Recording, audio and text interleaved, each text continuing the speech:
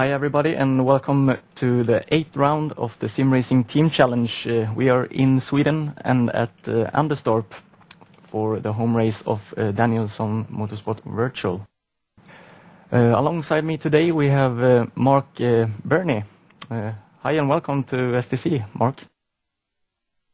Thank you for having me. And as always we have José Estrada taking care of the cameras and everything technical. Hello José. Hello, Andres. Hello, everybody. And in the safety car we have David Garcia. Talking a little bit about the track. It's a 4.0 kilometer, 4,025 meters long. It has 8 turns, 5 right turns and 3 left turns, and it was built in the 60s. There have been numerous of different, both big and small events here. The biggest probably the Formula 1 races from 73 to 78. And the track is built around a flight straight, landing strip or start strip, you name it. And that's one of the, I don't know how to say it, one of the typical things you see at Anderstorp is the flight straight. Mark, what's your feeling about Anderstorp as a racetrack? It's a good track. I've raced here before. Very wide straight. It means you get a good tow. You can just take them on the straight right there. At the end is a good passing opportunity too. Yeah, and I think especially on lap 1 we will see a lot of things happening in turn 2. Yeah, we should. Yeah, and enough about the track for now, and let's head to the standings. We have Danielsson Motorsports Virtual in the lead, 25 points ahead of DHR GP. Only 1 point behind DHR we have Wrong Pipes Maniacs, and we have seen these 3 teams battling out almost for the entire season. And Mark, do you think it will continue after this race as well? Well, I've kept an eye on the standings for a while, and they have been pretty close. For sure, it's a like this for the rest. Yeah, and we have really seen DHR GP being on pace here, both in practice and in qualifying. Yeah, and we have Flat Out Racing in 4th on 243 points. I think they will have to settle for 4th as best, but Black Visor Motorsports are only 7 points behind them in 5th place, and I think Project D might have something to say about the 5th place, but they are about, let's see if my counting are correct here, but 20 points behind. It wasn't that difficult. Also I have Danielsson Motorsports Virtual 2 in position 7 ahead of TBR. Blue Flag Racing in 9th, Team GG in 10th, DHR Fanatec in 11th, Flat Out Club, the junior team in 12th, and A&E Racing running up the table in 13th. So,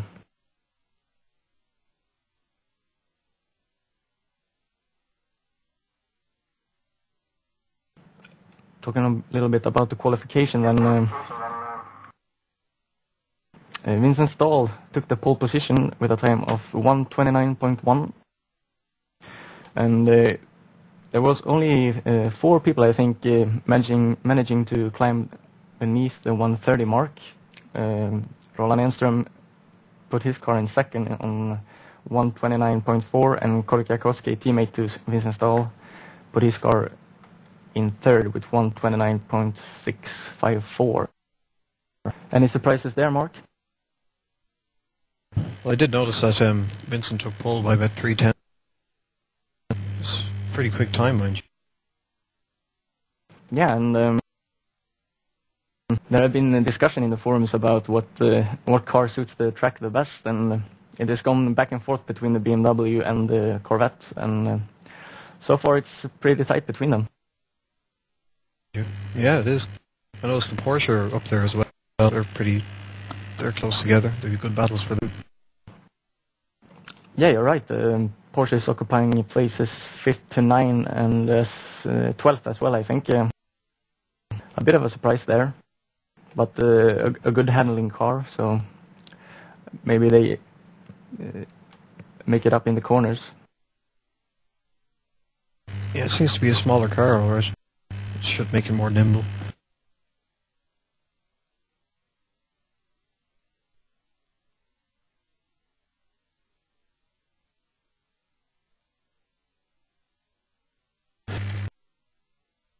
So, we are getting closer to the start of the race, only a couple of seconds left of the warm-up.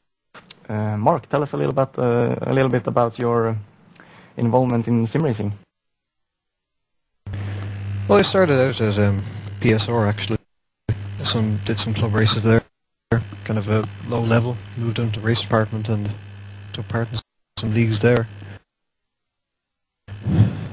That's where it kind of blossomed from there. So you have any experience about broadcasting before? Not really. People said I should become a commentator every now and then. But no, I watched some of the races. Very good.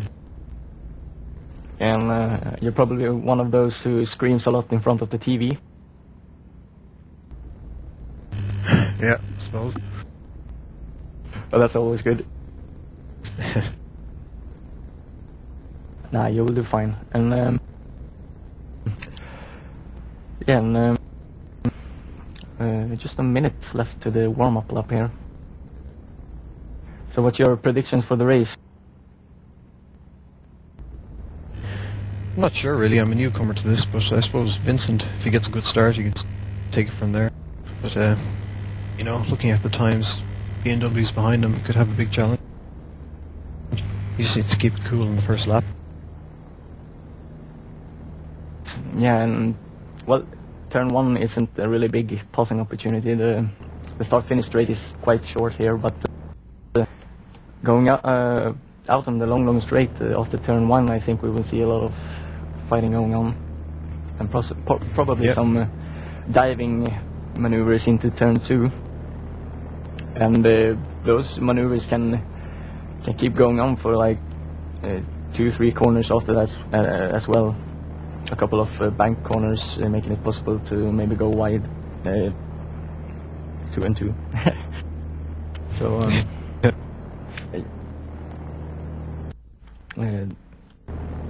the track is actually damped. I haven't seen anything of rain the sessions before, but I don't think it will make any difference. Yeah, the track ambience. Yeah, go ahead. I was just saying, I was watching Ben Tustin go around in a start of warm-up, and the car was sliding a bit in the damp. I think that'd be another factor in the cold tyres. Yeah. Well, the sun is out, so I don't think we will see any rain. But the track is really cold, and I think only a couple of degrees actually. I know it's 20, but it's still, yeah, it's quite cold. So a lot of slippery cars, I think, as they go out on the warm-up lap. So starting in pole position, as I said before, Vincent Staal with a time of 1:29.100. Really fast.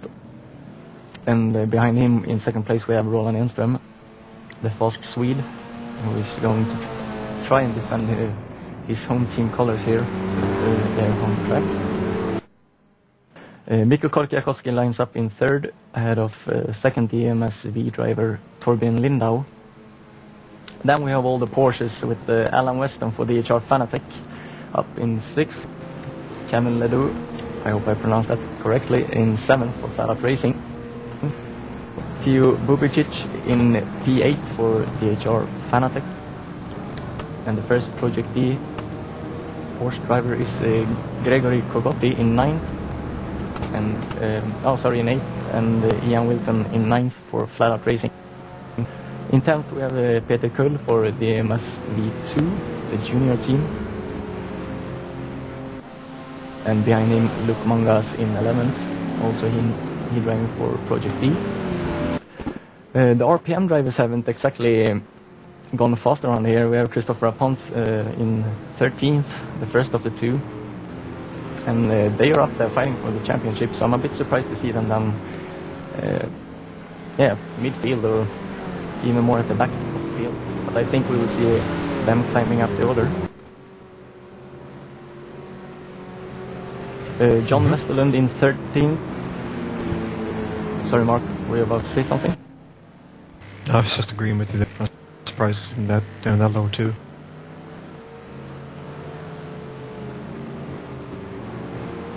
So John Westerlund in 13th, one of the home drivers. Andreas Löffler, the first of the TBR Ferraris, in 15th. 14th. Jari Vinari in 15th for Bike Maniacs. And as I said about Aponte, I think he will also be able to climb up the order. Gregory de Grief in 17th. Jerry Lennon 18th. Conrad Stanstrak 19th. Boris Calamite P20. Darren Garden 21. Alan Shaw 22nd. Julian De Frest 23rd. Sebastian Poelman 24th. Keith Ettles 25th. And Eckhart von Glan running up the field as we are about to go green. I think. Maybe not. No, one more lap. It seems like it. So, and it was really unnecessary to go through the field that fast, but At least we got it over with. Yeah, we can talk a little bit about the track then. The cars are on the long flight straight here after turn 1.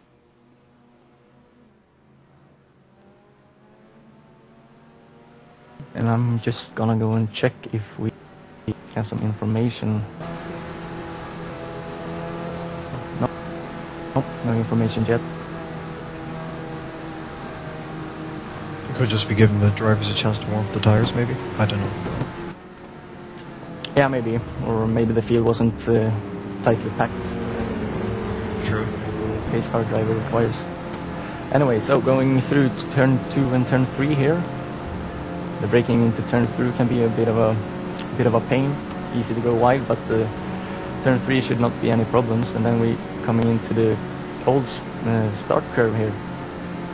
Also still called the start kurvan. The Swedish words for first corner pretty much. It's a bank corner, and these bank corners, they are quite fun to drive in, but also quite difficult to really get the speed through them.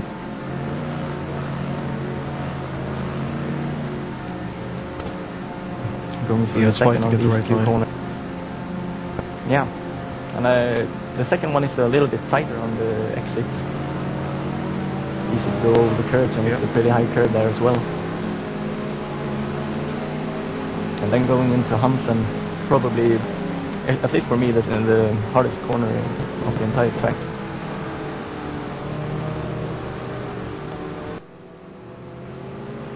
I think Roland is trying to warm up the brake. Yeah. He's ready to attack, alright.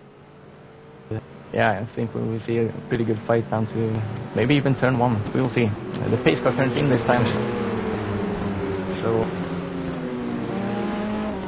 we are about to go green here at Anderstorp. And Roland is really close behind him. Oh, he's ready to finish. Yeah, so puts the power down. Going into turn 1. And a couple of Porsche being fairly close to each other there, and we already have Stan Foster out of the race. I don't think he actually joined the grid. That's strange. Teo was trying to take Kevin here, long straight, on the outside. Yep, and close, make it stick.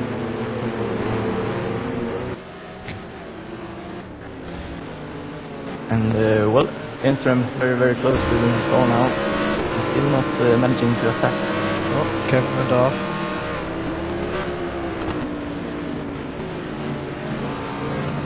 Ehnström and they're driving for flat out racing. One of the yellow Porsches is down into 7th.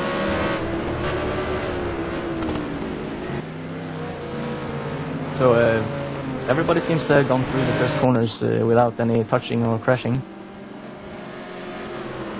Yeah, it's pretty good. Yeah, Roland looks to the inside of Vincent Staal and he almost runs into the back of him. I mentioned good hit there.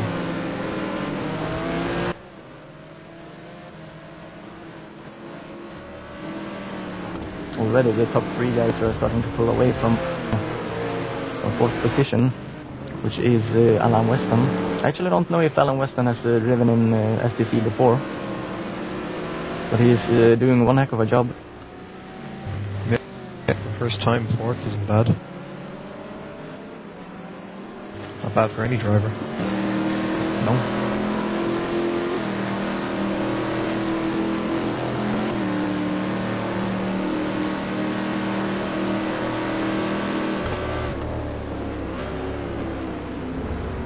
No, it's still not getting close to Vincent Staal, and I think both of these guys actually trying to get away from the rest of the group.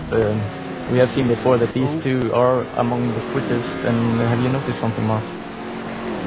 Oh, it's Gregory made a pass on John Westerlund. Gregory debrief, I suppose? Yep, Gregory debrief. Yeah. So Ehnström once again very, very close coming out of Opel, going down towards Hansen. And, well, not quite close enough to attack this time.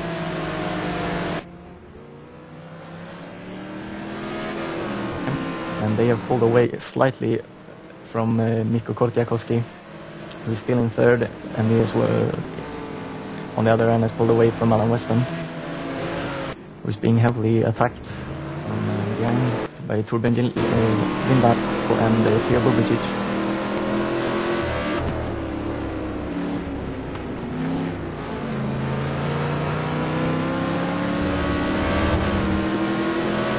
Roland's getting closer. Yeah, and I think he will actually be able to pull himself out of the slipstream and find the tempo of the corner. He is going to go on the outside. Hard defending there by Vincent Staal. A bit of a clutch and Ehnström spins. Yeah, he's off in turn 2, that is. Great move by Ehnström, but yeah, he's going out in 8th place, I think, going to get past. Oh, a bit of team order there. As he was about to join the track again, Peter Kuhl, the DMSv 2 driver, came up behind him and he actually dropped off his pace not to pass him, but Ian Wilson managed to pass him, and now there is a big fight for P8, 9, 10, all the way down I think to 14th or something. Yeah, it's a shame, that was a good battle. Yeah, it was, and well, let's see if Ehnström can manage to crawl back through the field here. It's not going to be easy, that's for sure.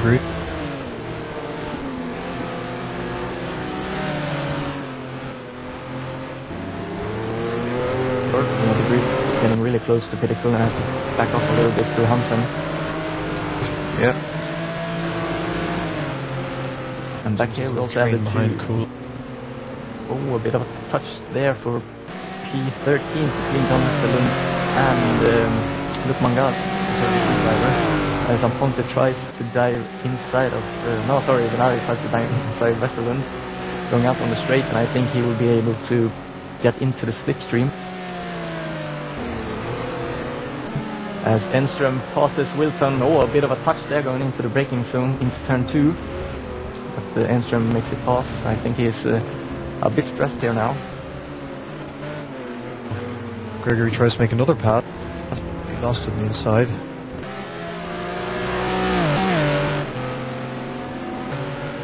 That corner at the end of the straight is, I think all the drivers are in for that one. Yep. It's definitely the best place to pass here. Yeah.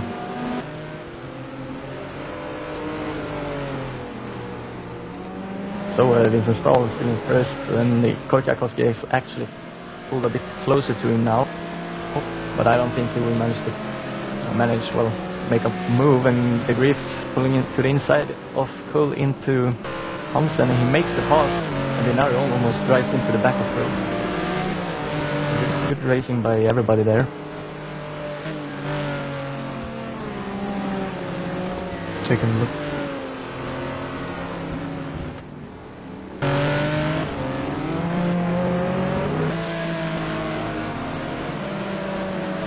So after a couple of chaotic first laps here at Anderstorp, we will run down the field here for you so you know where all your favorite drivers are. In position 1 we have Vincent Staal, followed closely by teammate Mikko Korkiakoski. Due to an early mistake by Roland Ehnström, these two have managed to pull out a pretty big gap now to the both, DHR actually having all the top 4 positions as Teo Bubicic passes teammate Alan Weston, the DHR Fanatec boys, for P3, Weston in P4. Torbjörn Lindau, the highest Danielsson Motorsports Virtual car, is in 5th, followed pretty closely by Gregor Kubocki, the Project D racer. Roland Ehnström is up to 7th after his mistake. Ledoux, I think he actually went off into start to run a couple of corners ago. And he's finding the force that he almost spins again in Hansen. That was close. That was close. Yeah, it was. He's in P8, closely followed by teammate Ian Wilton and Gregory de Grief, the TBR driver. They are having a pretty big battle here. As they do going wide again. Yes, be careful. Now he has to be careful not to burn up his tires as the Grief pulls to the inside of Ian Wilton and he touches him in turn 1. That was a bit naughty. Yeah. Well, we'll see about that one. Anyway, Wilton managed to stay on the track. Gregory de Grief, I think will stay here just for a couple of corners. He won't make a move into turn 2 on Ledoux. So, moving back then, P11, Luc Mangas, followed by Jari Vinari in the first RPM car. Remember RPM being up there in the championship battle, and they are not having the race they want. Sean Westerlund following Vinari in 13th.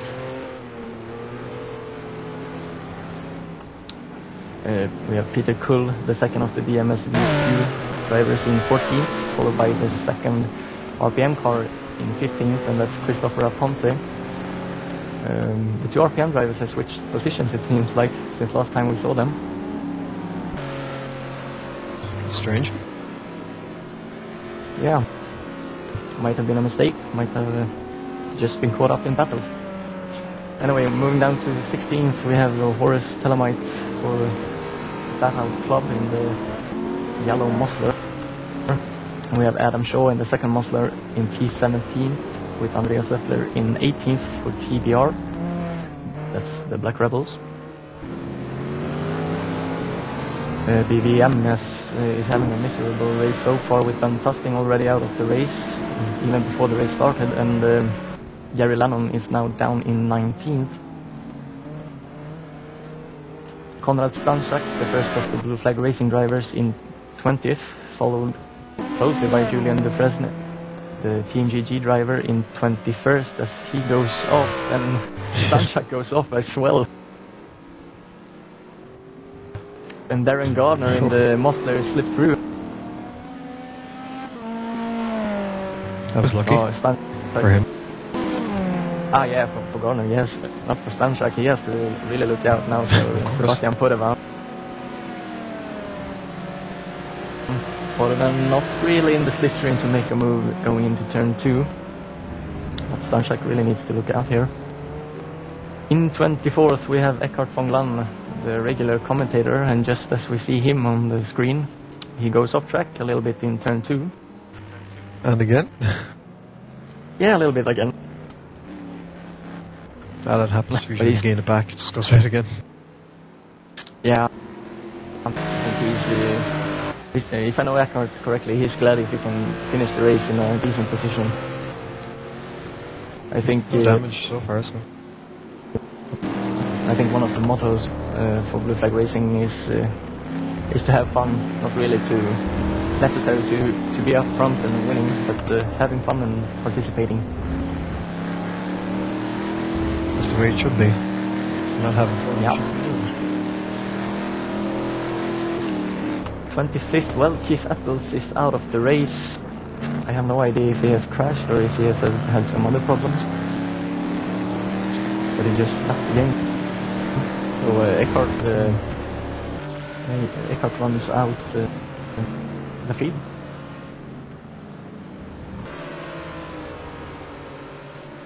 So then, that's the field for you. Going maybe back to P4, we have a big fight between Alan Weston and Torbjörn Lindau as they enter Opel. Lindau is trying everything to make up some positions here, while Ehnström is fighting, going a bit wider into Hansen. It's a tricky corner, Hansen. It's a bit off camber and tightens up and goes over a little bump. Or yeah, it's a strange corner. It is, yeah. He kind of lost the rear end of it, touched the grass, and nearly went into the gravel. Yep, and Teo Bubicic just lost a lot of ground on Weston here. As it's about to be a three-way battle.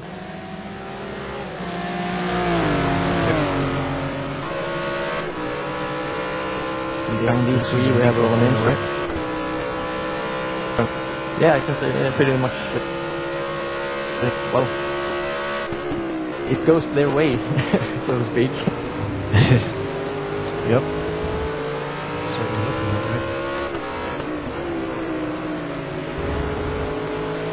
Do you think they will run away with it and finish 1-2? I know it's pretty early still, but it looks good. Yeah, they seem smooth enough. I haven't seen any major mistake. If they just stay cool, I suppose they will. Of course, About never 5 know, seconds. it could be rain. Yeah, even though the sun is out right now.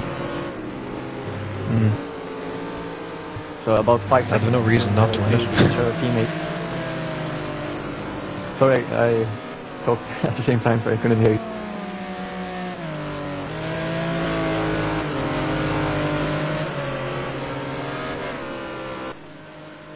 Ah, okay.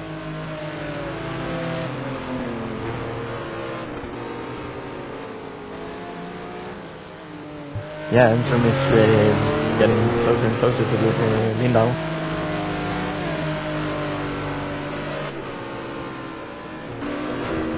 I think Lindau will actually let him pass pretty quickly here, as Ehnström seems to be the quicker one.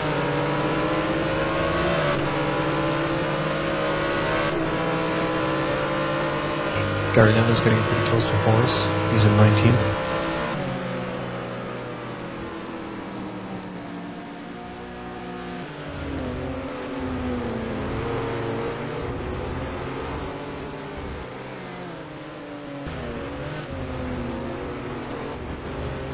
Yeah, so a lot of fights going on the track.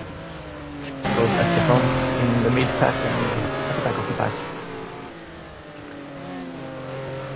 So while you're keeping an eye on that battle there, Mark, and keep us updated on that one, we will follow the one for P4, 5 and 6, Weston, Lindau and Ehnström.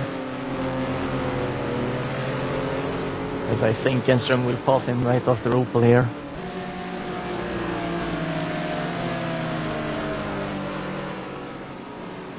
Yep, indeed, Lindau pulling off line, so to speak, and Ehnström just goes through.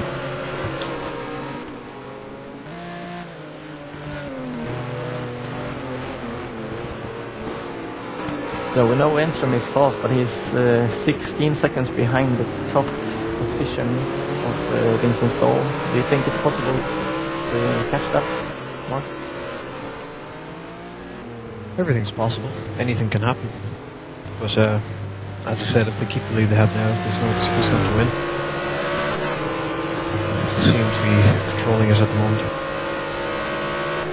Yeah, and looking at the championship, I think this is one of the best way the results will go. Even the RPM at the moment is way behind. Yeah. 1-2 result is good for anything really. Yeah, with them. Yeah, they are trailing each other now, Vinari and Aponte in 13th and 14th, but they are 44 and 46 seconds behind the top two already.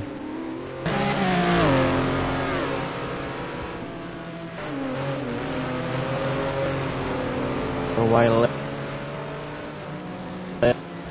Ehnström is trying to catch Western here, as I am watching the live time, Lindau must have made a mistake. He's down to 7th. Corvette is up to 6th.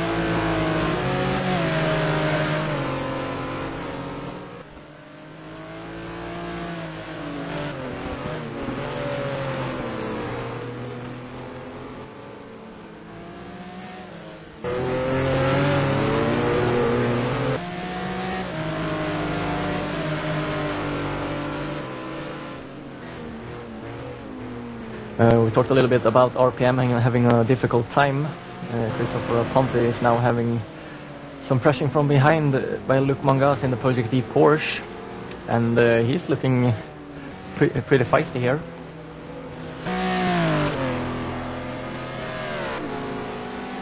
Also talked a little bit about tricky corners here, and the last one is also very tricky, going pretty much braking while turning a little bit right, and then braking hard going into the last lap bend. Easy to spin the car out to the right, actually. Ponte's made a mistake. Luke is gaining on him. He is. He's right there in the slipstream, and Ponte really grabbing the line to the right here, taking a really defensive line going into turn 2, and Mangas just, well, no way to get around the outside there.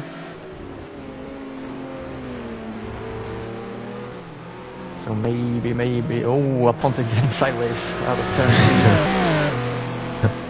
2. All it takes is a little twitch, and it gets closer and closer. Yeah, he makes a mistake again. Mangas goes through. Aponte slots in behind him in P15 now. And as Mangas goes really wide. I think the cold conditions really makes it so much trickier here. Yeah, maybe Ponte had a setup for a bit more. Just seems to be twitching a bit. Yeah, and he drops a couple of wheels on the grass going out of Hansen there, dropping behind a couple of meters.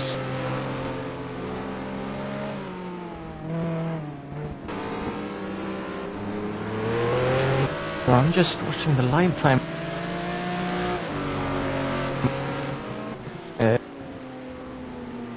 Yeah, we're moving back to the made top. a pass. And I got a bit confused. The light timing had a little glitch, and I saw Korkiakoski down in 6th, but he is indeed still in 2nd. Roland Ehnström has made his way up to 4th, passing to Alan Weston. Alan Weston goes off. He does go off in Opel.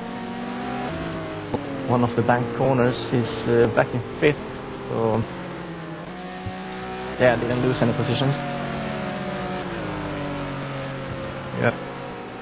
Gregory is able to close up though. I think he made another mistake. Weston made a huge slide in Hansen. As there are lapping going on.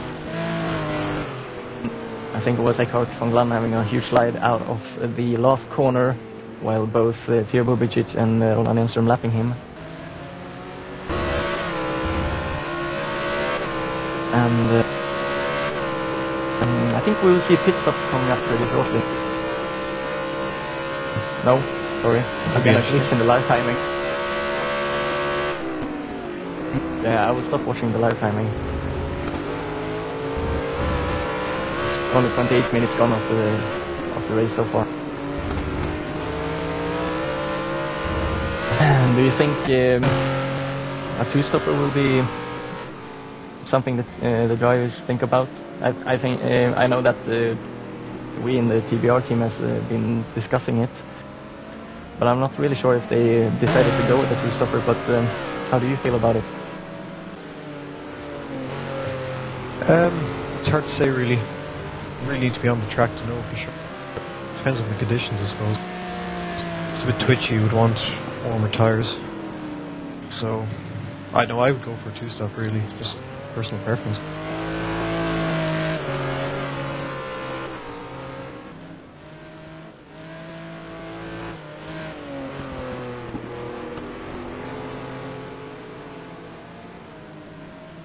We'll see.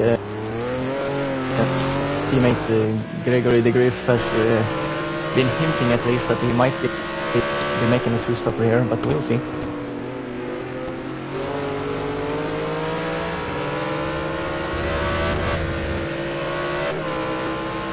So Bubicic in third, still holding a pretty decent gap to Roland Ehnström here.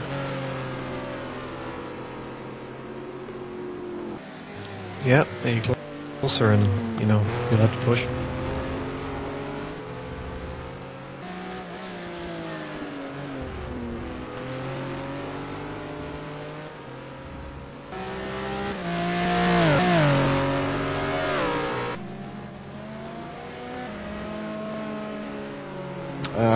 Position P5, 6 and 7, Alan Weston, Mikko Korkiakoski and Torbjörn Lindau.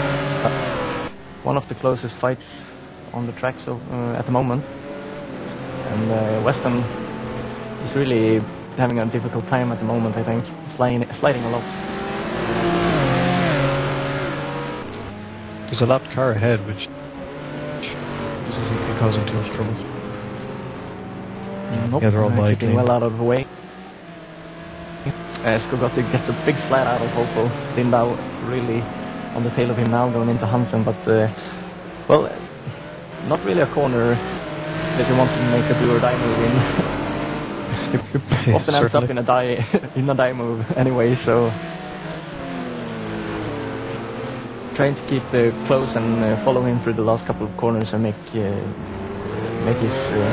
victory move down to turn 2, I think.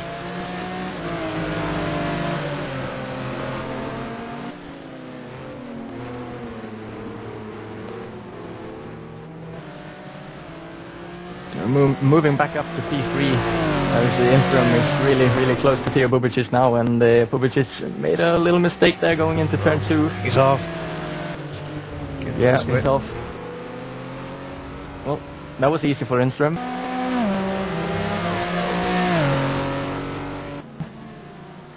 So about 17 seconds, 17 to 18 seconds up to Vincent Staal, and about 7 seconds. Well, 10 seconds up to Mikko Korkiakoski. So he's still in the fight for the win, I think. Never count out Ehnström, that's for sure. Of course, I mean, what was he, back in 8th or 9th? He's now in 3rd. He's going to be pushed to the end. But now he has a bit of ground to make up. Looking through the field a little bit, we have a pretty big fight for P9 with both Flat Out Racing Porsches, who has been dropping further and further back, with John Westerlund squeezed in between them.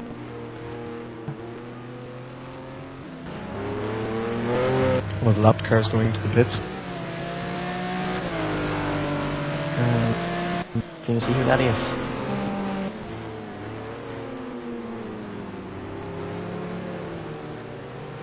One of the Team GG drivers. Sebastian. The Frenchman pitting. Maybe he's going for a two-stop.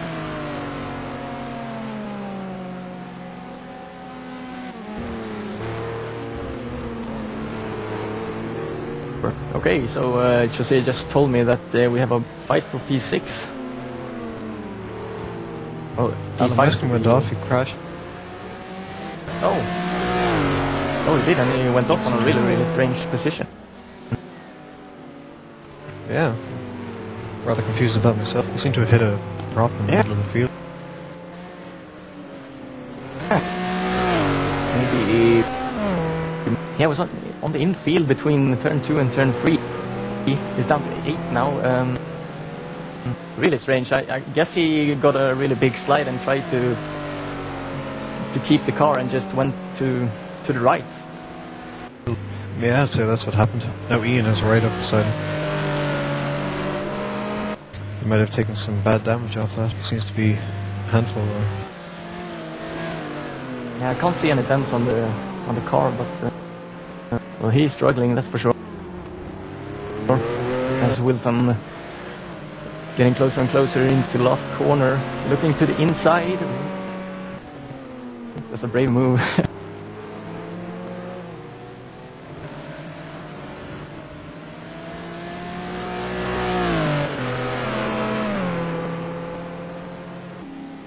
We are confusing Jose a little bit now. We were supposed to go to P6, but Alan Weston just made it interesting for P8, so that's what we have been commentating on.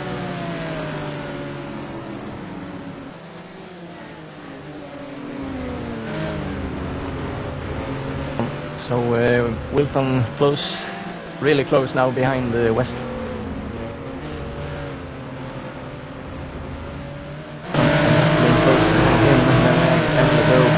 I have no idea how to pronounce his last name.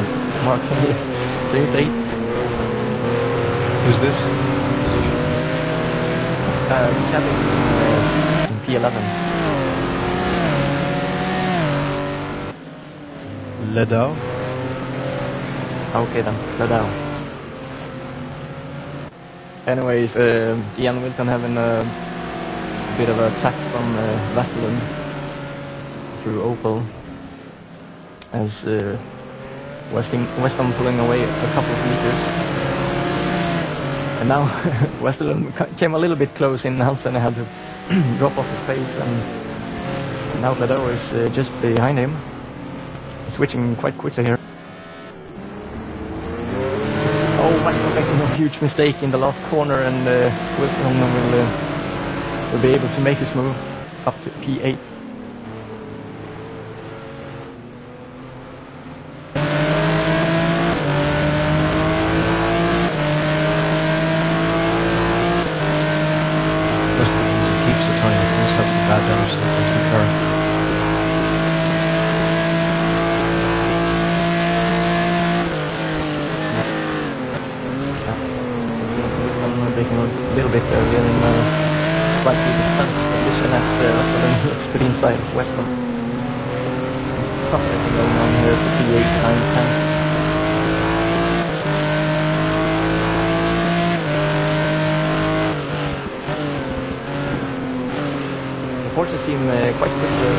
Quick actually on the main straight. Do actually. Oh, Weston almost going off in for pretty much goes into the opposite lock on. Weston now. Oh, he didn't go for it. Oh, he has a chance. Take through. Oh, maybe not.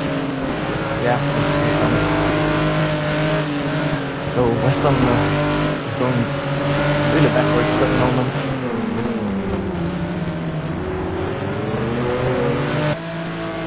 And he doesn't really get the break, because now Kevin Lindau is just behind him, and behind him we have Peter Kull in the second DMSv car.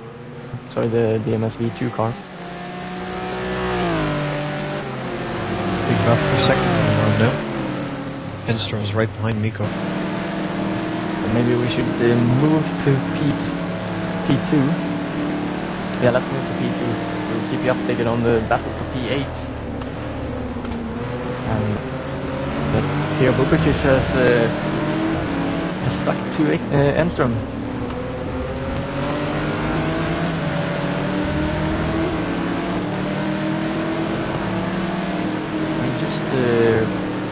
Korkiakoski in like, what, 3 laps? Or did Korkiakoski make... Yeah, I think he made a mistake somewhere, because he's now Yeah, Ehnström hasn't actually taken any time on this at all, so I think Korkiakoski made a little mistake. Yeah, perhaps. Surprising. Yeah, Ehnström putting his nose inside of Korkiakoski into the last corner, but not really a place to pass. Trying to set him up now, going onto the long straight. This is Now now they're the slipstream. Yep, and we also have Bubicic trying to line up Ehnström, so this might be interesting. No, I don't think he's really close to it. No, although you see loads of sticks in this corner. Well, Yeah. They kept it clean. Oh.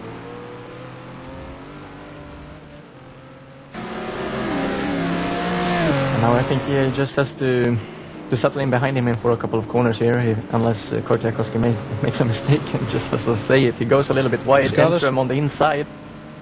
Well, it will turn the other way, and Korkiakoski can regain the position. But he goes a little bit wide again. Late He keeps the pressure on. Yep. To Hansen they come. This is a tricky place, as we said before, and it's really hard on the brake there, trying not to push Korkiakoski in the rear end. Now through the carousel, this is really close, and I think he might put his car on the inside here into the last corner. No, not really. But he has a tighter line through most of the corners than Korkiakoski. As you can see here into turn 1, as he puts the car on the inside, a bit of a touch there, and Korkiakoski almost goes to the ground. Yeah, and Bubicic now on his way to slipstream Ehnström. He'll be unhappy with that. He's in 2 places. Oh, and as they are about to lap Andreas Löffler, I think it is. Löffler is having a really hard race. Oh, he's not making it easy for the drivers. Nope. But he should be getting the green flag, so yeah, I think he's gonna move over after the start course to run here. Or maybe not, just putting the car a little bit on the grass, and yeah, he left them 2, all 3 of them, well done. Now then, Ehnström, 3 rows ahead of him. What do you reckon?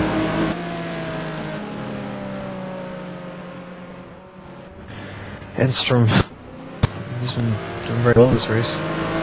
He's only made that one big mistake at the start. But, I don't know, that Corvette that Mikko was driving, the tyres, that's what they're worn out. But he just seemed to be sliding around there. We can see Andreas Löffler pitting in now, going into the pits in the background.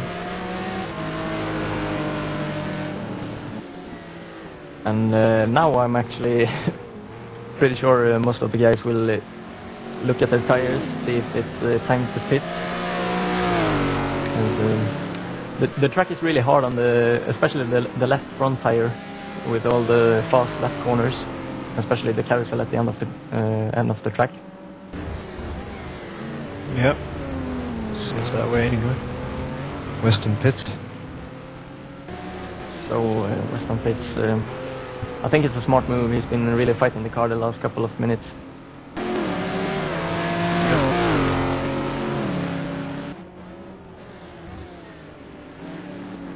So Ehnström is going to lap one of the blue flagger. And I think it might be Konrad Stanchak, I'm not really sure that. As Bubicic gets stuck behind him through Opel and lost a little bit of ground. And maybe this will help Korkiakoski to fight back a little bit.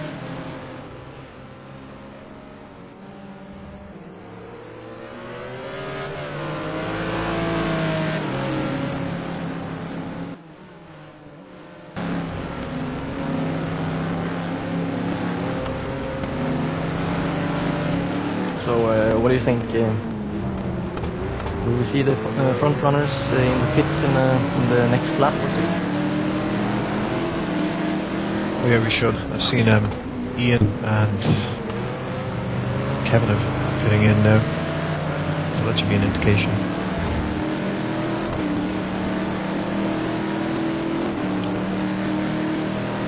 Yeah, Weston out on pits, and I can follow Weston here on the main straight, sorry, the long straight, and he seems to have some problem. Or was the, no, I think it was the leaders coming through. Yeah, actually when he hit, there was traffic lights on the right there. He collided with that. Yep. So Weston being lapped.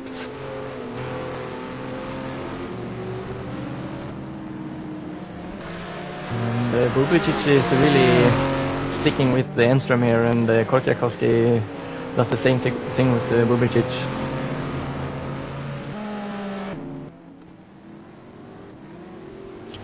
Vincent is pitting. So we have the leader in the pits. Jose, go to the leader. This will be interesting. I think he might actually make this of an advantage. We have seen previously in the season pitting a lap or two earlier than the closest guys. You actually gain a little bit on it. Yeah. As Ehnström and company just passed him. But yeah, let's see how that works out. I remember Ehnström pitting a lap. It was at Northlight, so the lap is pretty long. But he's pitting a lap ahead of pitted Weaveler in the RPM BMW, and I think he came out about 20 seconds ahead of him. So that was fresh pit. Yeah, so fresh rubber is a good thing to have, especially on a damp and cold practices. So Vincent Staal coming out, I think, in P8, P9 somewhere there, having a fight now with the Perikul, one of the DMSv2 guys, as he has to settle in behind him. So he comes out in P8. This will be interesting. Given that up and Gary Vanari in the pits.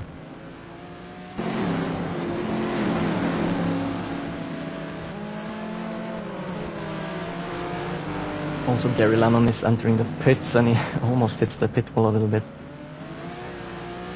More tires on the damn track just don't go together. Nope.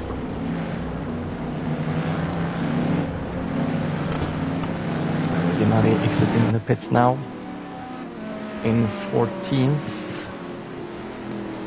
and Kevin Ledoux in 15th or something similar. 16th actually.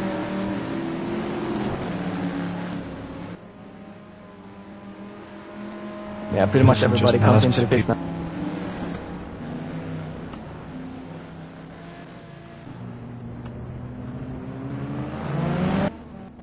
Yeah, Korkiakoski is in the pits. So then I think he will actually gain on the two ahead of him, Bubicic and Ehnström, who is still staying out there.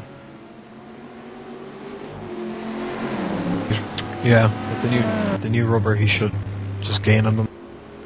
He's already passed one car out of the pit. Yep, and Ehnström running 31.4, 31.5 at the moment. Which is almost a... Oh, sorry? Vincent's already up in 4th. Yep.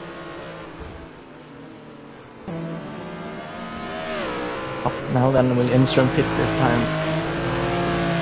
We're running with Ehnström. Yes, he is about to pit. He is going into the pits. Bubicic stays out. Yep. Do you think it's a smart move, or do you have the same feeling I have? I think I have the same feeling as you. I mean, that lap seemed okay. You just keep it calm. Yeah, Aponte is up in the lead for RPM, and I think... no, he's pitting as well. Or was it a glitch in the lifetime yet again? Yep. Well, I couldn't keep my promise not to watch on the live timing. Yeah, Bubicic did. Yeah, Bubicic did a 32.3 the last lap. Well, and Ehnström leaving the pits. Staal now halfway through the flight straight. And he might actually have gained a little bit. Yep. He does seem that way, actually. Yeah, it's good time to pretty pit. much the whole straight between them. And yeah, Korkiakoski just getting onto the flight straight. And Ehnström pulling into turn 2 as he laps Gary Lennon. So he might actually have gained a little bit. He's gained quite a Now bit. then, yeah, Bubicic, do you think he will pit this time? Yes, he does. Yep. This will be interesting.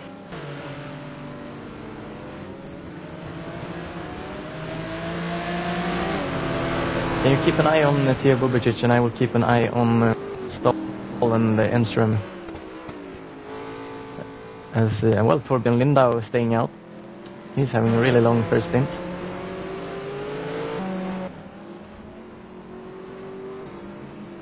Vincent Staal entering the main straight, the start and finish straight, that is.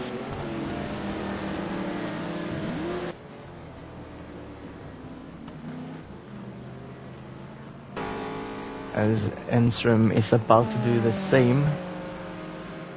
Teo is just coming down the pit lane now.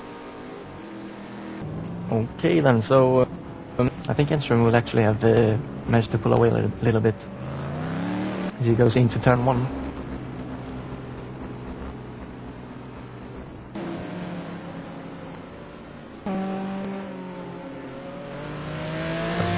And he does pull away a little bit.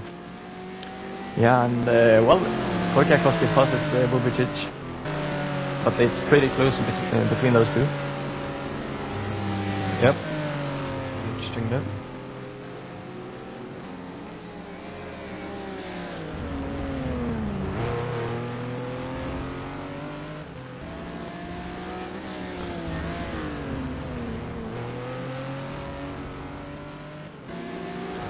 So then, the damage going on here after the pit stops, Korkiakoski ahead of Bubicic for P4 and P5.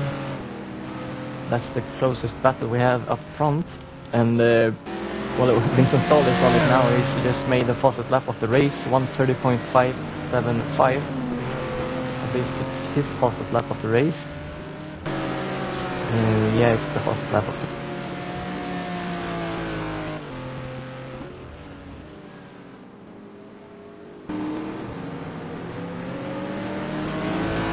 So then, maybe waiting. I will wait a couple of minutes to do the rundown of the grid, just so that everybody will be able to pit. There's Lindau is now in the pit.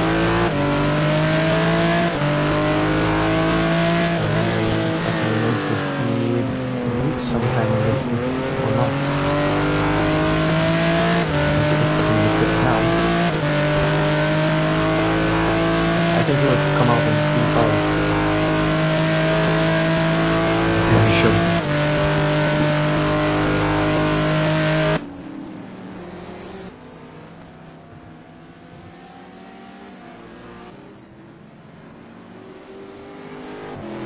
So then, maybe we should make the rundown of the grid then. Jose, will you go to position 1, where Vincent Staal is and has been for the entire race. And he's going pretty quickly, 1:31 lap last time around. As he's in the carousel, he is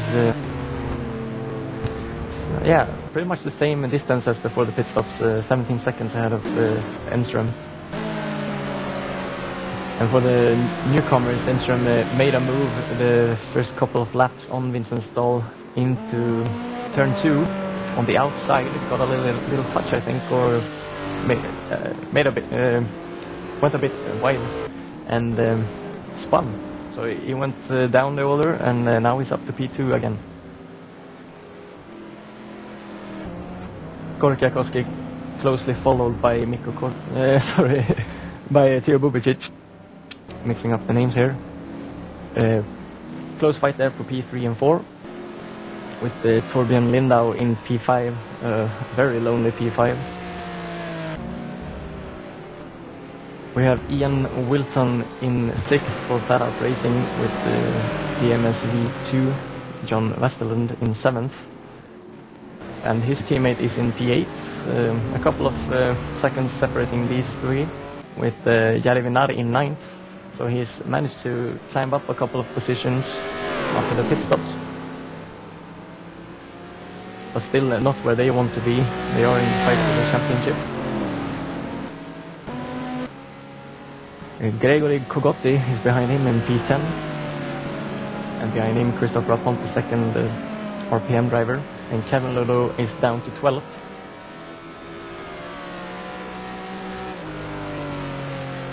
Gregory de Grief is in 13th for TBR. And he actually didn't go for a two-stopper, as he mentioned to me before the race.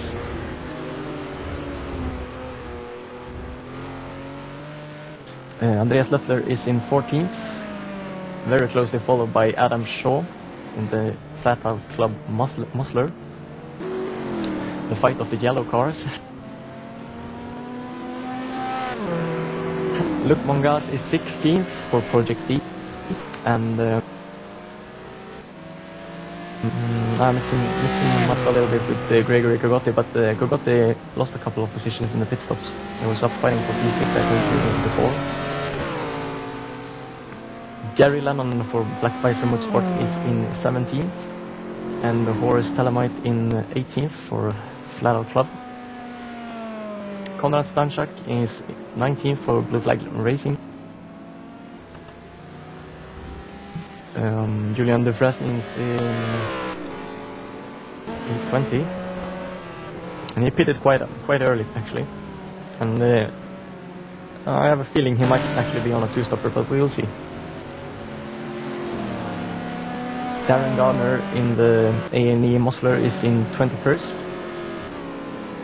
And without the front splitter, we have Sebastian Poravan in 22nd. And I'm a bit surprised he keeps going without a splitter, but I have driven the Ferrari a lot, and well, it's not a good car, and maybe it's better without the splitter.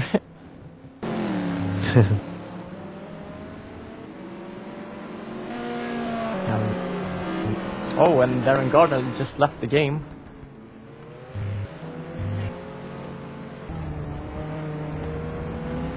Did you notice anything, or did you just disconnect?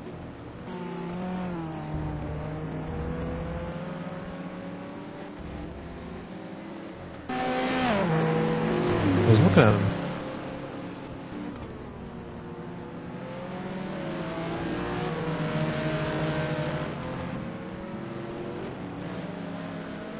Anyway, Darren Gardner out of the race for A&E, and their troublesome season continues. Anyway, Eckhart van Glan is in P22, and he rounds up the field as Alan Weston has pulled into the garage.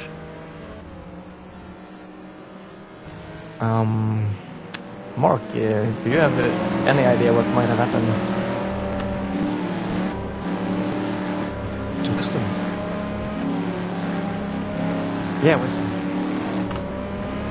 Maybe this was the damage he took earlier on. He just decided that it wasn't worth it. This year we're losing more time than he was getting. Yeah, but still, if you finish the race, you will get points, so must have been pretty severe, I guess. I suppose we can't see much from here, but you know, he was the one driving the car. If he retired it, then it must have been something severe. Yeah. Anyway, the fight for P1, and just once again watch the live timing, the times changed, but it was down to 15 seconds, so 2 seconds less than before between Staal and Ehnström. And now it's even more.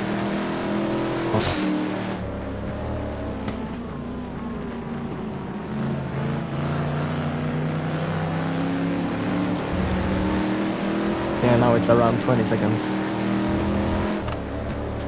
So maybe we should follow the fight for P3 again with Korkiakoski and Bubicic.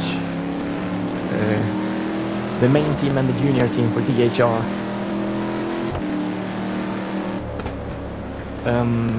While talking about DHR, DHR GP has signed a contract with the Simcraft, I think their name is,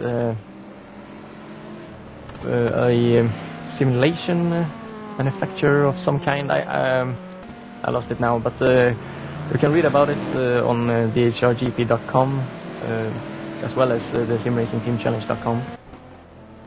So big congratulations to that team.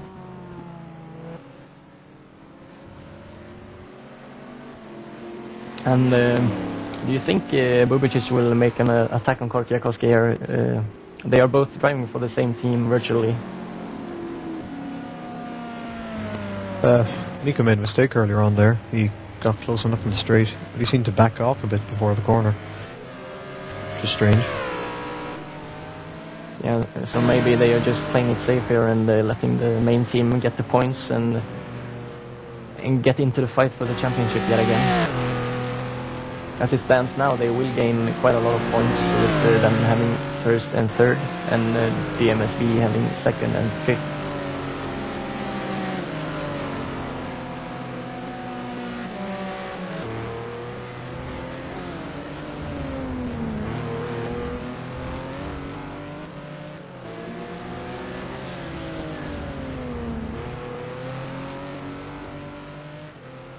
So I'm going for the field a little bit.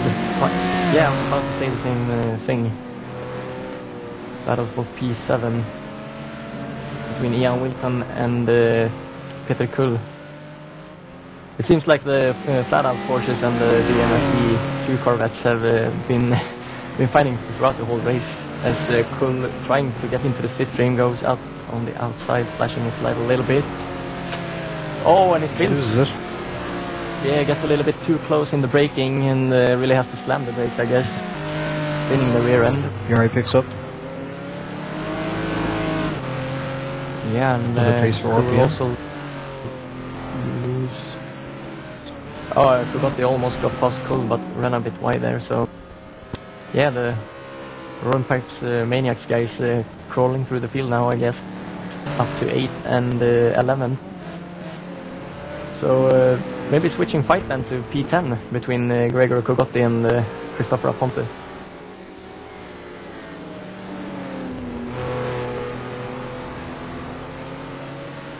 This should be good. Yeah, it should.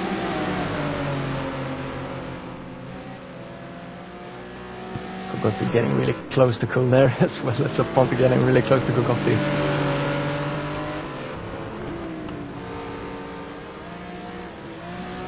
Also great to have 3 different cars in a fight like this, where you can really see the ups and downs of each car.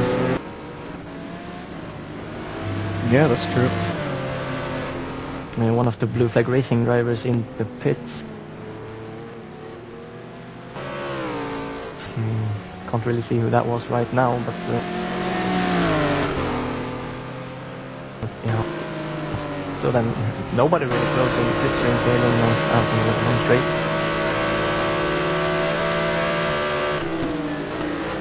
That was Conrad Stanchek in the pits now, I believe. Okay then, so Stanchek in the pits. That's probably for damage, I suppose.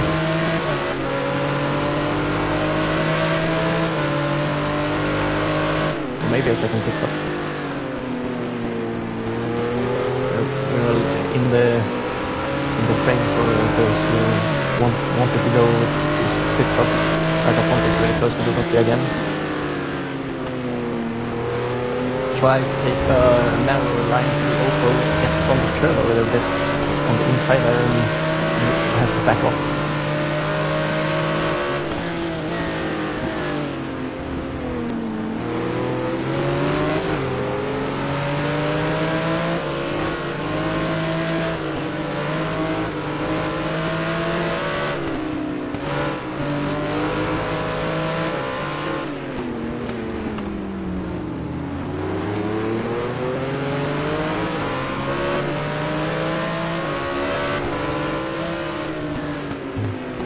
let's see if Corvette can get into the slipstream.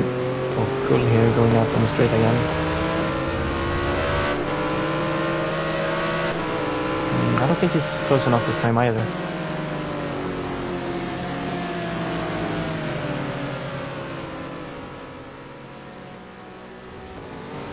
I think the Corvette is really good to have out on the straight with all the torque it has, and it really puts the power down to the asphalt and just takes off. Yeah, exactly. It's a powerful car. Yep.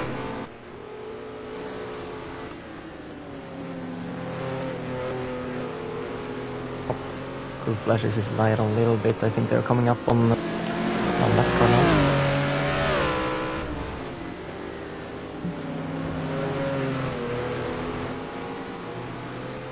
As a matter of fact, they are coming a bit closer, I think, to Gary Vinari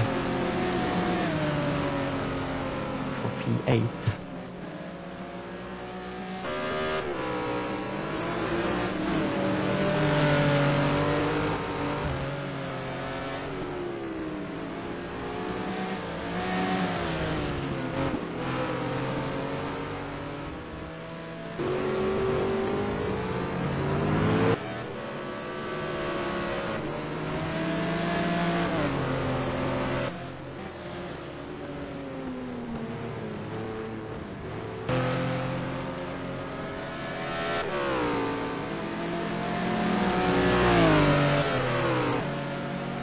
It's a bit status quo here at P9, 10, 11.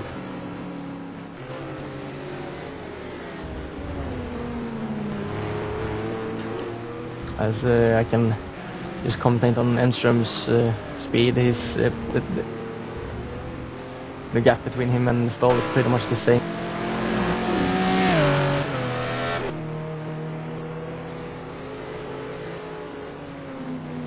And Bubicic is behind Korkiakoski within a second again. Now then, Corvette looking a little bit closer again, as he takes a lot of speed into Opel, almost going a little bit wide. Honda's gaining on them now. Yeah, he is.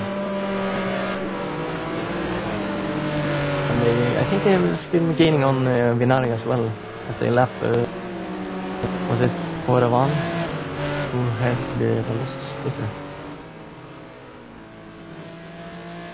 I think it was a good lap by, yeah, but I think he made a good lap there, Vinari, getting past the GG Ferrari at a good corner, might have pulled out a couple of meters ago. Yeah. Now then, on to the straight again. See if he can get... No, I think the Porsche is not that far out of the turns. He seems to lose a bit of speed going on to the straight, but gains a little bit on the braking. Very close battle for position 3. Mikko and Teo Bubicic. Yeah. Maybe we should move to left battle then, and come back to this one in a little while. But the question remains: will Teo make a move on Mikko here, or will he just stay behind? I suppose he could just keep his cool. He could attack and he could lose himself, but he could make a mistake. As we've seen so far, everyone's been making mistakes. They are coming up on a battle here between, let's see, one of the TBR Ferraris and one of the Porsches. I think it's Andreas Löffler and Luc Mangas for 14th and 15th, and they are having a close battle. So this might mix it up a little bit. Battles all over the track. Yeah, just a few minutes ago there were none pretty much, and now everybody seems to want to battle it out. and Korkiakoski coming up on the lap car in just a corner or two.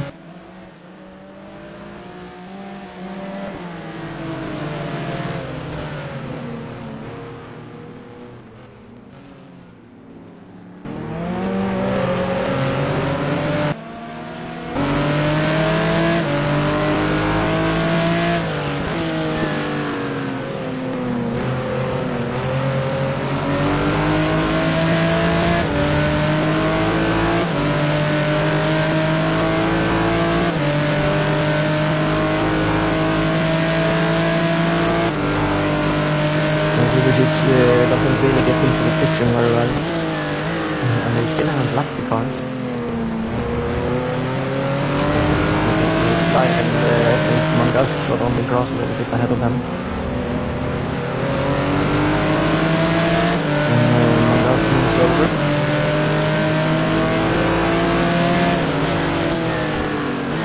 And he lost a lot of gravel after.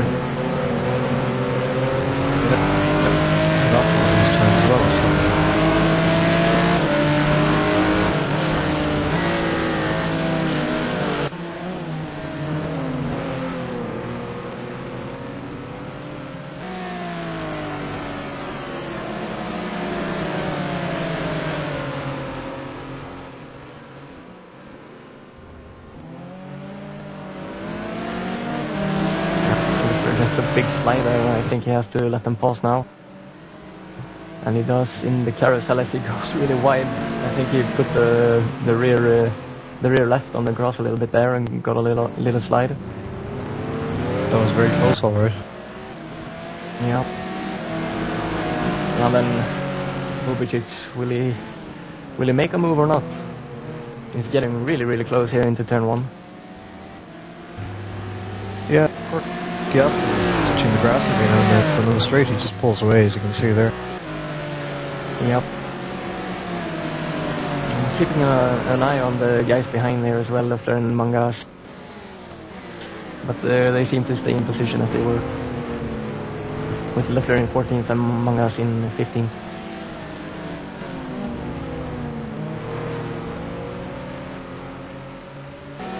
These are cool in position 9, but closer to Venari. Yeah, I saw that, and maybe we should go to P8, 9, 10, 11 again, as it's now a 4-way battle. Almost a fifth-way battle now with Ian Wilson just ahead of these.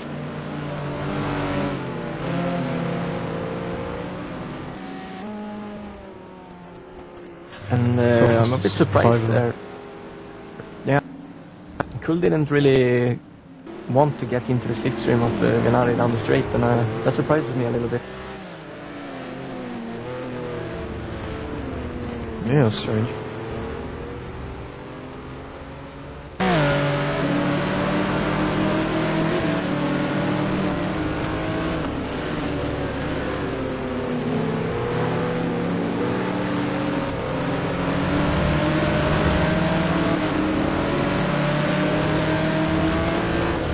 These guys are a minute and 22, 23 and behind Vincent Staal, still in the lead. And 16 seconds ahead of Roland Ehnström.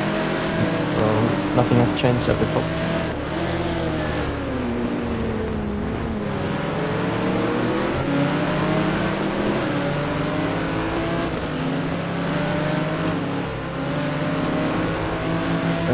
It seems difficult for all of these guys getting really close to the game in front. Why do you think that's the case? It seems to be the braking. When they get to the slipstream, they have to brake a lot earlier, so they don't have the downforce. Again, Venari takes a really tight line on the straight, and Kull really doesn't care to pull into the slipstream. But I thought Kubata was going to get past, but Aponto wasn't close enough. As close now. Wilton, yeah, Venari looking to the inside of Wilton there, and Kull almost touches Venari. So now it's heating up.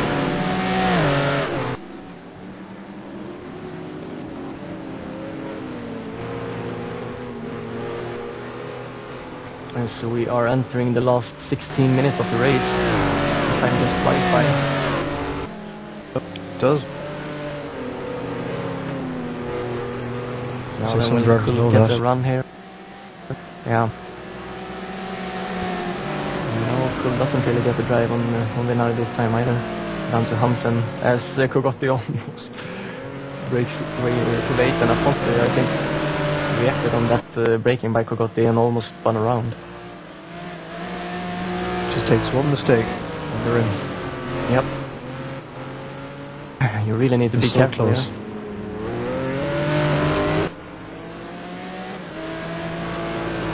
Now then, I think if Kull can get a good turn one here, I think he will be able to slipstream Vinari. And I actually think that's the case. Look at Kull now. Look at Kull. Getting the hand down. And this time it doesn't go out of the slipstream, and I think he will have to dive to the outside actually. No. Has to brake earlier. No way through. Yeah. Oh, a bit of a slide there by Vinari as he brakes really, really hard.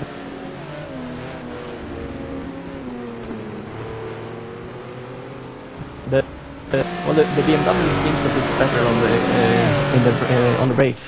We saw when Ehnström spun early on in the race, he was on the outside of Staal pretty much, and he almost made a corner. So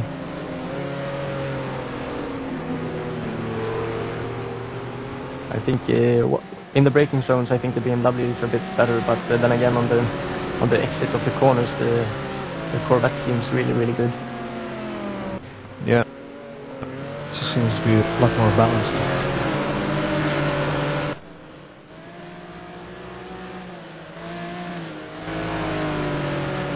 So Dater in the battle for third. Bubicic has lost ground on Mikko. Don't know what happened there. Maybe a mistake.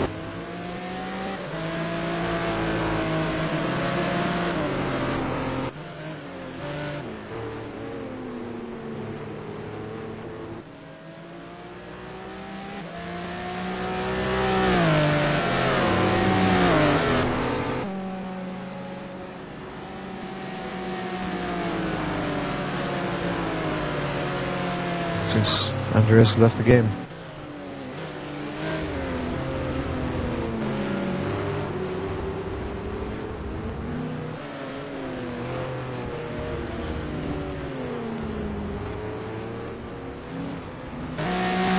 Still touching the grass.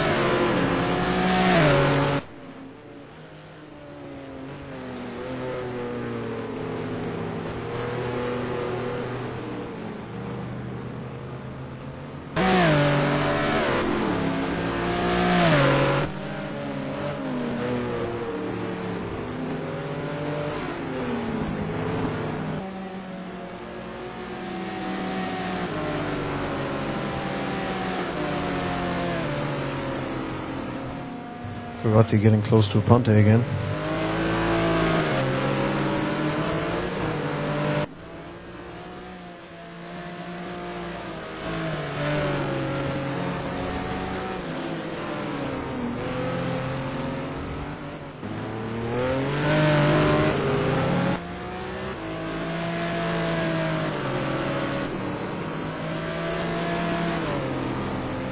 Corgotti slides in the last corner, loses ground.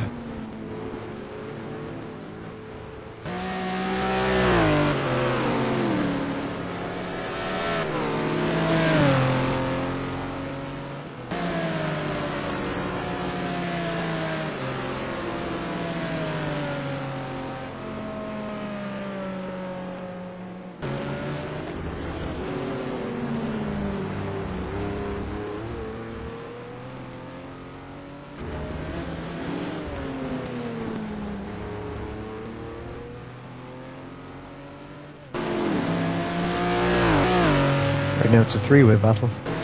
Gotti and Ponte have dropped off.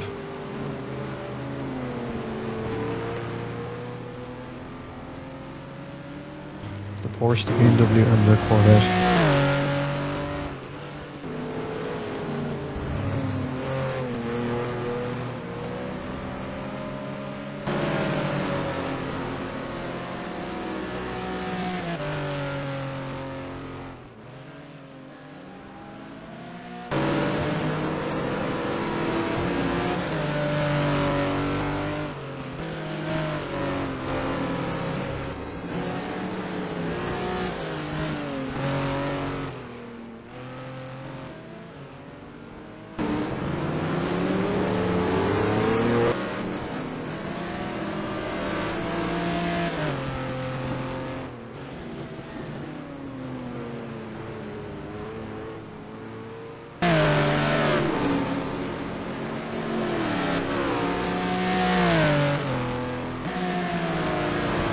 Gould is getting very close in the straight. It's on the inside of Vinari.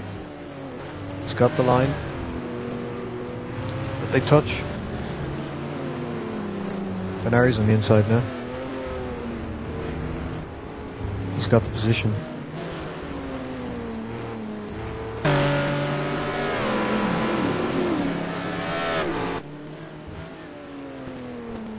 Yeah, that was a brave move. Yeah, Vincent Staal, he's actually lapping those guys now. Yeah.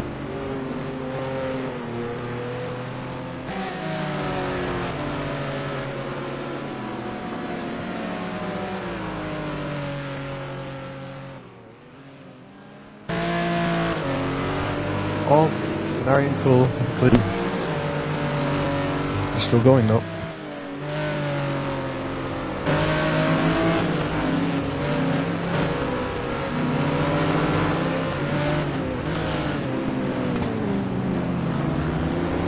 Both go wide in the last corner. Cool spins.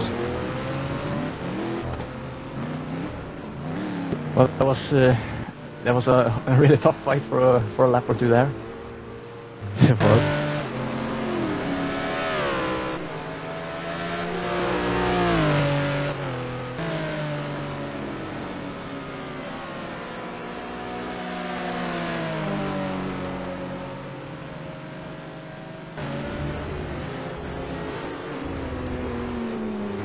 And well, I just have a couple of technical issues on my side here, so Mark will take over the main commentary from here on, and I'll just keep an eye on the live timing and the live broadcast and do the best I can. So it's all yours, Mark.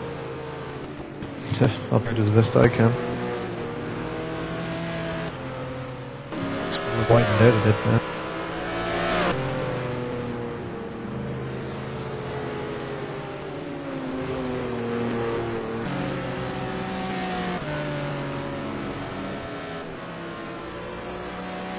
Bubicic is gaining on Mikko again.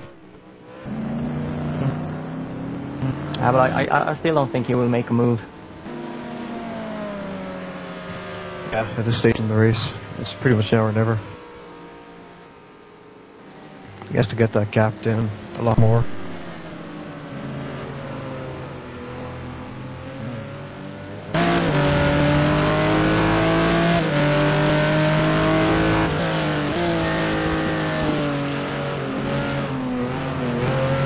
Ehnström is getting a little bit closer now, 12 seconds down, but it's way too late.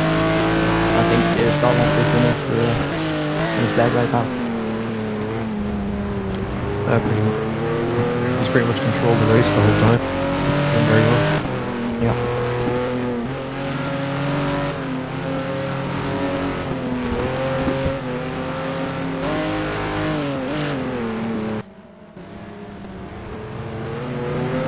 Battle for the last place on the podium is not giving up. It's going to go right to the end. Yeah, that's always good. Always good with a podium fight.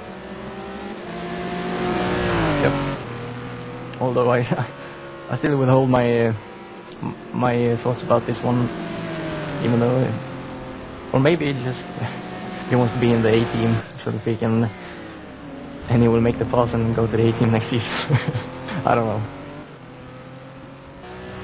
Or so they're kind of joined teams. I'm kind of new to this. Yeah, the DHR GP, or as they are called now, DHR Simracing, it's the Corvette team, and they have a junior team, or how to say it, it's the DHR Fanatec Porsche. Makes much more sense.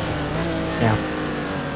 And still, yeah, I mean, it's one bigger, I think, but makes a mistake, then he takes the place. Yeah, that could be the case.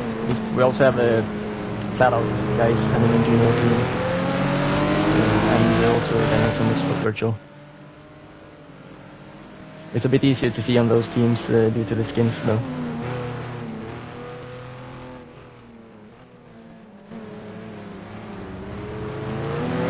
RPM currently running in P8 and 9. Minari and Aponte. Yeah.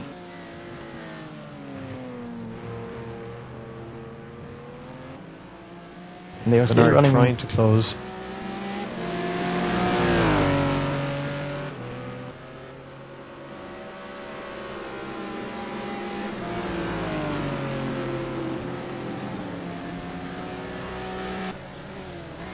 Yeah, they are still running pretty close there for P, what is it, 7, 8, 9.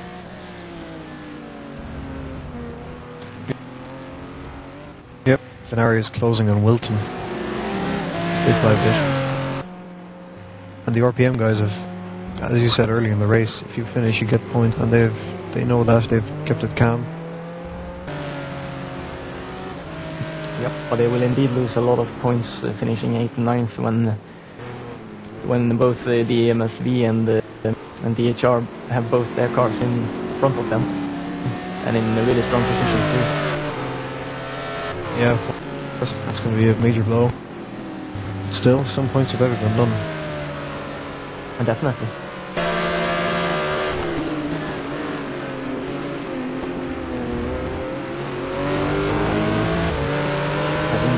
Fight P7, 8, and maybe 9th. I think Aponte has lost a couple of a few meters in the night.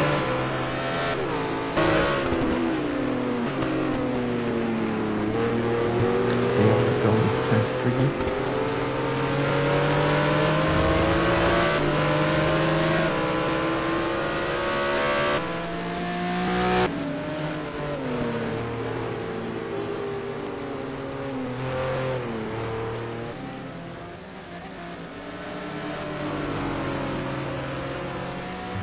It sounded like Wilton had a problem with his gears there.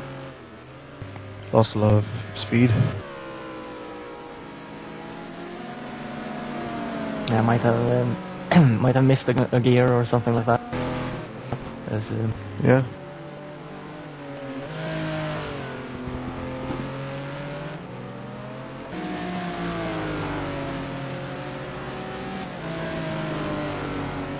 Just about 5 minutes left of the race now. Yeah, it's really getting close to the finish. Maybe we should make a quick rundown of the grid again with of course Vincent Staal still in P1 and Roland Ehnström in second. Korkiakoski and Bubicic still fighting it out for third, even though I don't really think they are fighting. But anyway, Lindau in fifth, Western in sixth, and then we have in my opinion, the big fight for P7-8 with Ian Wilton and Jerry Venari and Christopher Aponte right behind these two. We have Gregory Corgotti in 10th, and he's just a couple of seconds behind these guys as well. And then we have Peter Kull, Kevin Ledoux, Andreas Löffler, Gregory de Grief, Luc Mongas, and actually Löffler and de Grief is fairly close on track, two teammates. Driving of course for Black Rebels as de Grief passes Löffler. At least according to the live timing. Adam Shaw is 16th for Flat Out Junior. Gary Lennon's 17th, the sole BVM driver this race, as Ben Tusting left the race before it started. Gary Lennon's 17th, Horace Telemite in 18th, Julian Leclerc in 19th, Konrad Stanchak 20th, Sebastian Poirevan in 21st, and Eckhart von Glan rounding up the field in 22nd position. Over to you again, Mort. Okay, just looking at the battle for position 7 again. Yeah, Venari spun his rear wheels a bit in the last corner, lost some ground.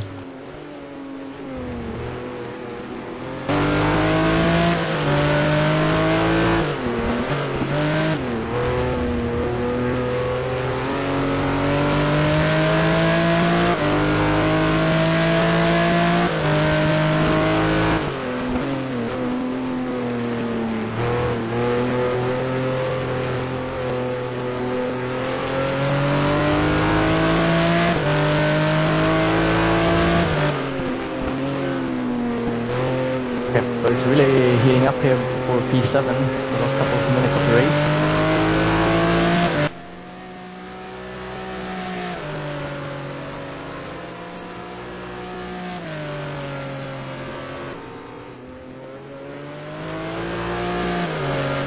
What do you reckon will Gennady put in a move soon?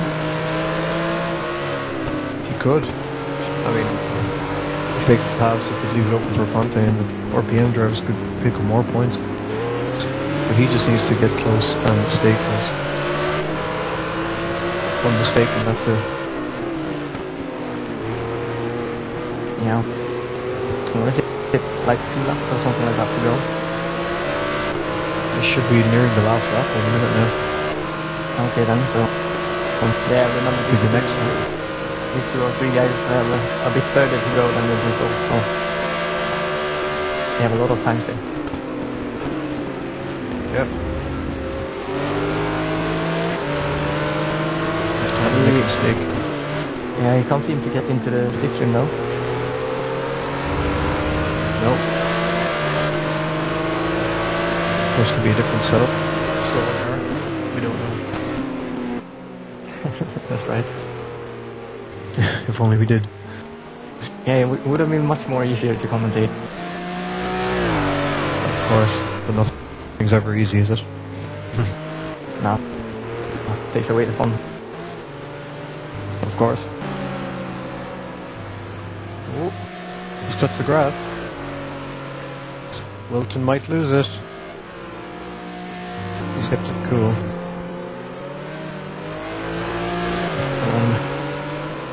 I think Gennady and probably a Ponte really want his position. Oh yeah. Ponte will have to be careful if he gets close enough to Gennady, he'll have to give him a lead.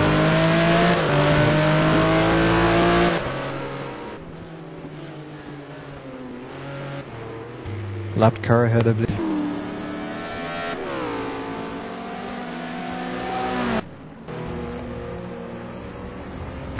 On the last lap now? Yeah, the lap of triumph for Vincent Staal.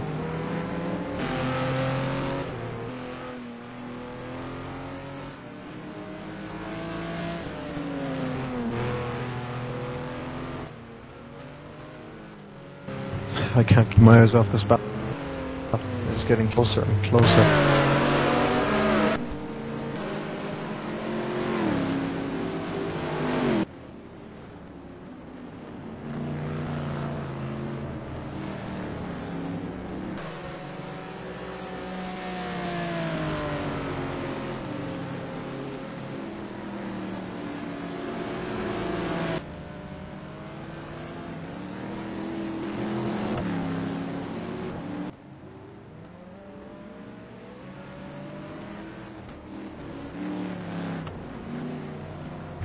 Vincent Staal.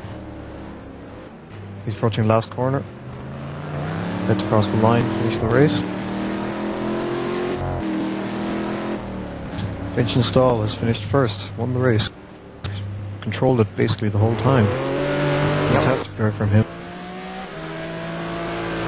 Roland Ehnström coming in second. Very good for him. Big mistake earlier on, he recovered from it very well.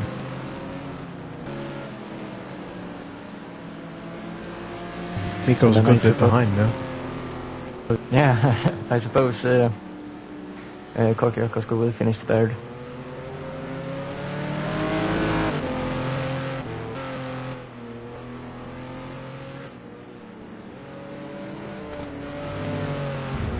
Ponte pushing his teammates up the straight. Oh, he passed him. That was surprising.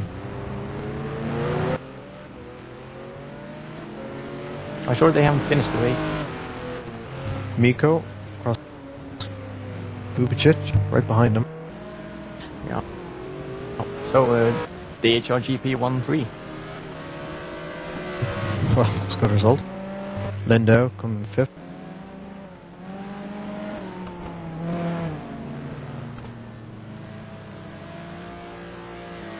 Westerlund approaching the last corner now.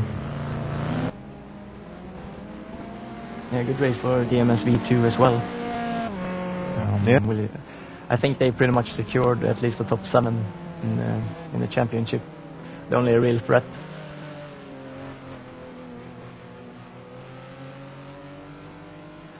As I said, I think the only threat DMSv 2 had was the Black Rebels, and they struggled here as well. So yeah, I think everyone struggled in some way.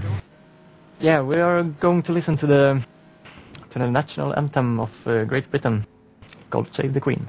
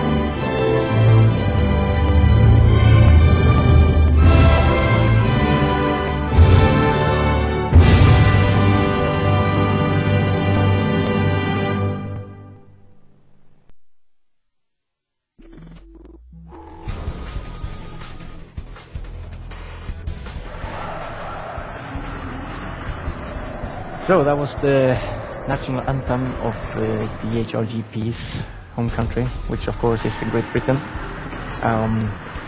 We were about to show a segment on Simcraft as they sponsor the DHR GP team, but well, that didn't really work as planned, so sorry for that. But they make cool moving cockpits for yeah, simulation cockpits and stuff like that, so you should check them out. Well, Mark, that was a interesting race.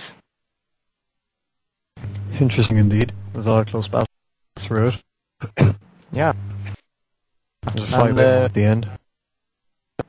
Yeah, it was. It was. And well, getting right. Okay then, so time for interviews with the top 3 guys, and starting off with Vincent Staal, of course, running for DHR Simcraft. Vincent,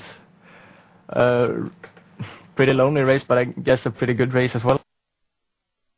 Yeah, the qualification went great. At least it was dry, and I could get pole position with, I don't know, 3/10 or something. But the race was damp, and my setup was just horrible in the beginning, and I was struggling. And well, Roland got really, really close, but I think he outbraked himself in T2, and after that, well, it's, as you said, it was a bit lonely. Everything worked okay, the pit stops and everything? Any worries about somebody catching up? Because it looks like you had everything under control throughout 90 minutes. Yeah, I just took it easy with the pit stop, and I think I lost some time there, but the gap was big enough. And after that, I pushed for 2 or 3 laps to set the fastest lap time. And after that, I was just trying to maintain the gap to Roland, and in the end, I was just cruising to the finish line, really. Were there any problems with the tire wear? I know in our team there has been some problems with especially the left front tire. Anything like that at your car? No, not really, but the first stint I did not even have a tire warning. The second stint I got one, I think, but I wasn't pushing, so tires were okay for me. Okay, then sounds like a good race overall, and congratulations both to you and for DHR GP. Thanks a lot. Roland looked good at the start, and then it went downhill, and then it went uphill again. Talk us through the race. Yeah, first of all, congratulations to Vincent, dominant win again. I think that's 3 for 3 in this season from him, so very, very good.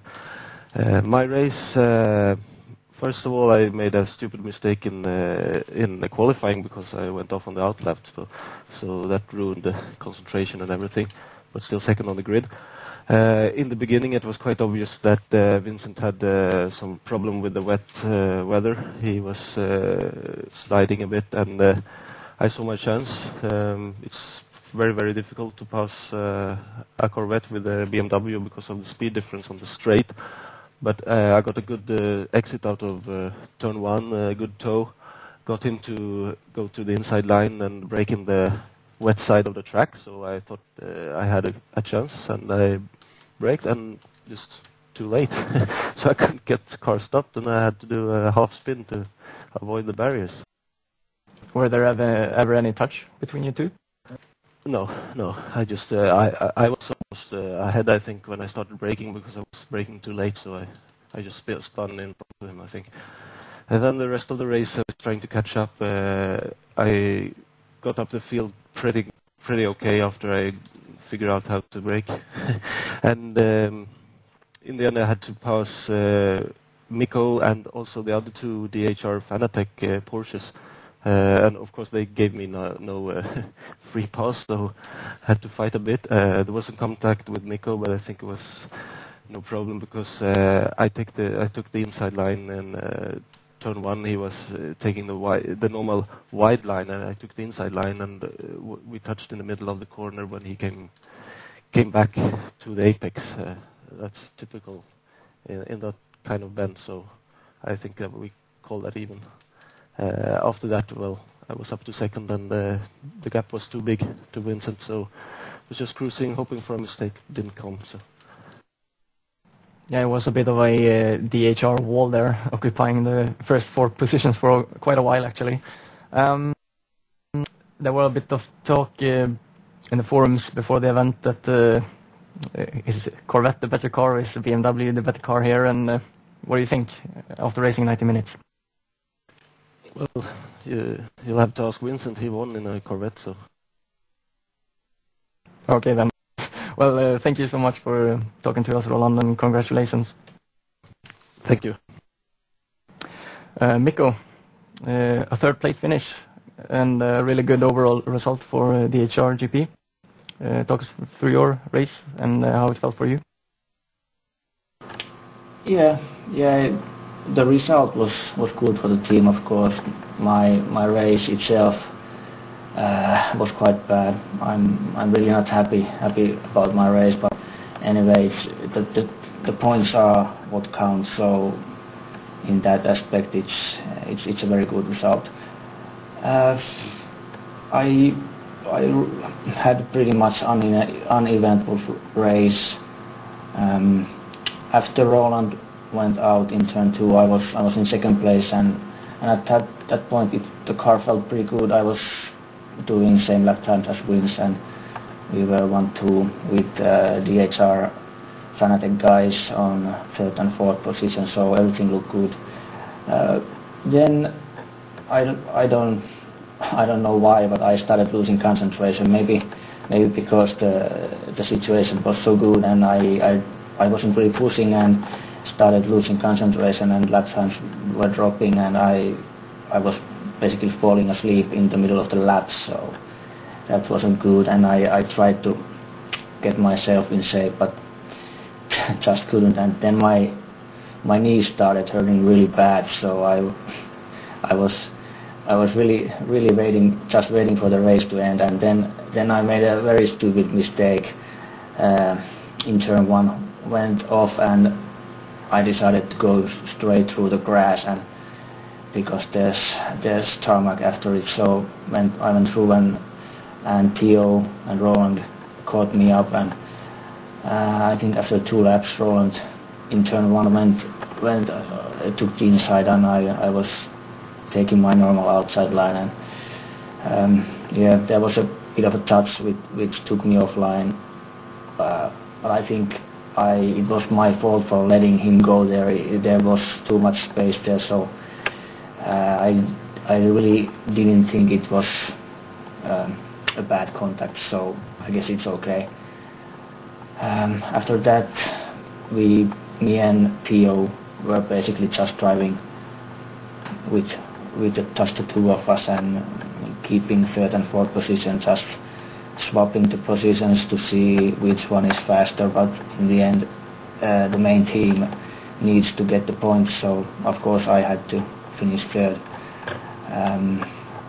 I guess that's about it. My pit stop was okay, everything went fine in that department, and it was just my driving that was very bad today, so I guess the damp track took me by surprise a little bit, so I can blame the damp track for my poor performance. But anyway, Vince, very nice job, congrats, and Roland, again, very good job, and it's gonna be a close battle between the Danielsson Motorsports and DHR Simcraft, so good luck and we'll see again. Thank you very much, Mikko, for that very good explanation of how your race were. Yeah, pretty much sums it up here interview-wise. Again, congratulations to all 3, and hope the fight goes on till the end of the season.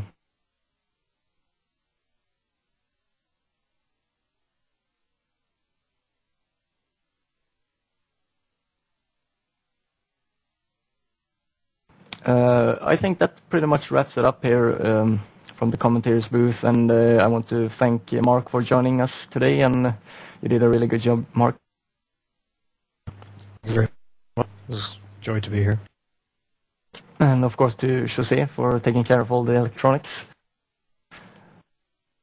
Thanks, Andreas.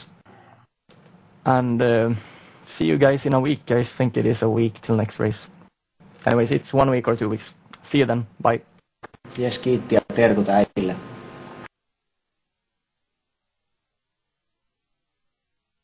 Ja tietysti Suomeen kaikkiin kotikatsomoon.